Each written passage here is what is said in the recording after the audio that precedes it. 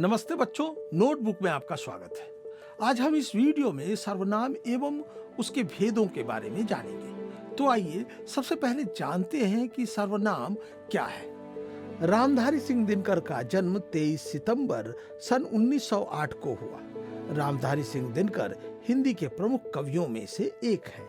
रामधारी सिंह दिनकर एक विद्रोही कवि के रूप में स्थापित हुए। रामधारी सिंह दिनकर को पद्म भूषण से सम्मानित किया गया। रामधारी सिंह दिनकर को ज्ञानपीठ भी प्राप्त हुआ। रामधारी सिंह दिनकर ने कई साहित्यिक कृतियों की रचना की। इस उपरोक्त अनुच्छेद में रामधारी सिंह दिनकर के बारे में पता तो चलता है, परंतु यह सुनने में कुछ अटपटा सा लगता है। ऐसा क्यों लग रहा है? इसका प्रमुख कारण यह है कि इन वाक्यों में बार बार संज्ञा शब्दों का प्रयोग हुआ है, जबकि हम लेखन अथवा मौखिक दोनों ही रूपों में बार बार एक ही संज्ञा के प्रयोग से बचते हैं। अब इसी अनुच्छेद को दोबारा पढ़ते हैं। रामधारी सिंह दिनकर का जन्म 23 सितंबर सन 1908 को हुआ। वे हिंदी के प्रमुख कवियों में से एक हैं। वे एक विद्रोही कवि के रूप में स्थापित हुए। उन्हें पद्म भूषण से सम्मानित किया गया। उन्हें ज्ञानपीठ भी प्राप्त हुआ। उन्होंने कई साहित्यिक कृतियों की रचना की। इसमें संज्ञा शब्दों के स्थान पर क्रमशः वे, उन्हें, उन्होंने आदि का प्रयोग हुआ है, जिससे इस अनुच्छेद की भाषा में एक प्रवाह आ गया है। संज्ञा के स्थान पर प्रयुक्त होने वाले यही शब्द सर्वनाम कहलाते हैं। संज्ञा के स्थान पर प्रयुक्त होने वाले शब्दों को सर्वनाम कहते हैं। अर्थात भाषा को प्रभावशाली बनाने के लिए जो शब्द संज्ञा के स्थान पर प्रयुक्त किए जाते हैं, उन्हें सर्वनाम कहते हैं। संज्ञा की पुनरुक्ति को दूर करने के लिए ही सर्वनाम शब्दों का प्रयोग किया जाता है। हिंदी में कुल 11 मूल सर्वनाम होते हैं। मैं, तू, यह, वह, आप, जो, सो, कौन, क्या, कोई, कुछ आदि।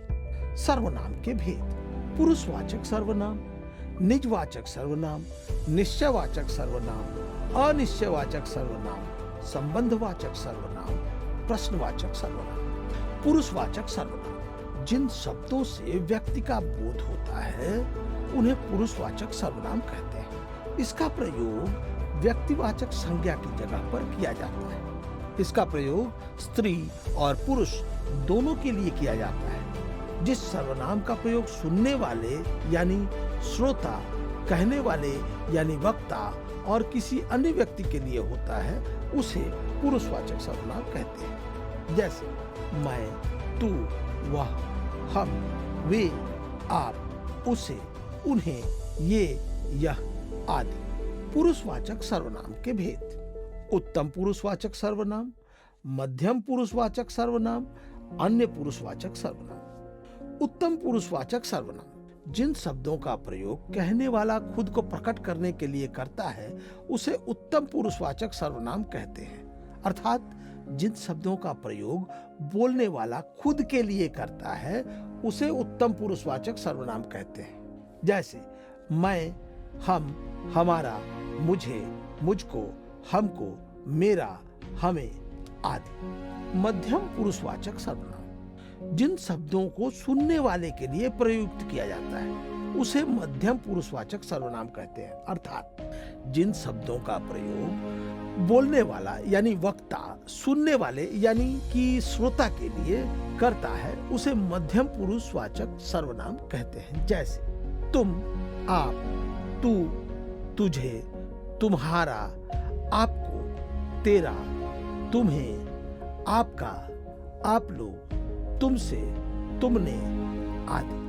अन्य पुरुषवाचक सर्वनाम: किसी दो व्यक्ति के बीच हो रहे वार्तालाप में किसी तीसरे अन्य व्यक्तियों के लिए जिन शब्दों का प्रयोग किया जाए, वे सभी अन्य पुरुषवाचक सर्वनाम कहलाते हैं। अर्थात जिन शब्दों का प्रयोग बोलने वाला सुनने वाले के अलावा किसी अन्य पुरुष के बारे में चर्चा करता है, उसे अन्य पुरुषवाचक सर्वनाम कहते हैं। जैसे वह, वे, उसने, यह, ये, इसने, वो, उसका, उनका, उन्हें, उसे आदि।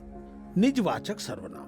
निज शब्द का अर्थ होता है अपना और वाचक का अर्थ होता है बोध, अर्थात अपनेपन का बोध कराने वाले शब्दों को निजवाचक सर्वनाम कहते हैं। अर्थात जिन सर्वनामों का प्रयोग कर्ता के साथ अपनेपन का बोध कराने के लिए किया जाता है उसे निजवाचक सर्वनाम कहते हैं। जहां पर वक्ता अपने या अपने आप शब्द का प्रयोग करता है वहां पर निजवाचक सर्वनाम होता है। जैसे तुम, अपने, आप, हमें, अपने आप, निजी, खुद, स्वयं आदि। निश्चयवाचक सर्वनाम। जिन शब्दों से किसी व्यक्ति, वस्तु अथवा घटना की ओर निश्चयात्मक रूप से संकेत किया जाए उसे निश्चयवाचक सर्वनाम कहते हैं। इसे संकेतवाचक सर्वनाम भी कहते हैं। इसमें यह, वह, वे, ये आदि का निश्चय रूप से बोध कराते हैं। जैसे वह मेरा घर है, यह मेरी गाड़ी है, ये अनार है, ये पुस्तक सोनू की है। इसमें वह, यह, ये आदि शब्द निश्चित वस्तु की ओर संकेत कर रहे हैं। अनिश्चयवाचक सर्वनाम। जिन शब्दों से किसी व्यक्ति, वस्तु आदि का निश्चय पूर्वक बोध न हो वहां पर अनिश्चयवाचक सर्वनाम होता है।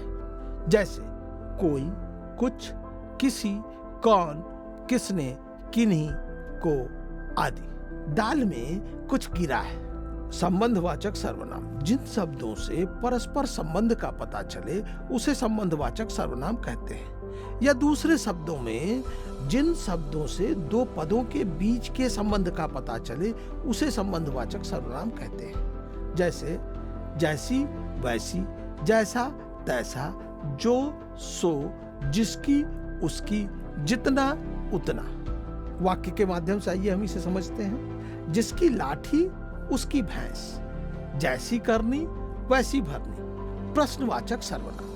जिन सर्वनाम शब्दों का प्रयोग पूछने के लिए किया जाता है उसे प्रश्नवाचक सर्वनाम कहते हैं। अर्थात जिन शब्दों से प्रश्न का बोध होता है उसे प्रश्नवाचक सर्वनाम कहते हैं। जैसे क्या, कौन, किसने, कैसे, किसका, किसको, किस लिए, कहां आदि।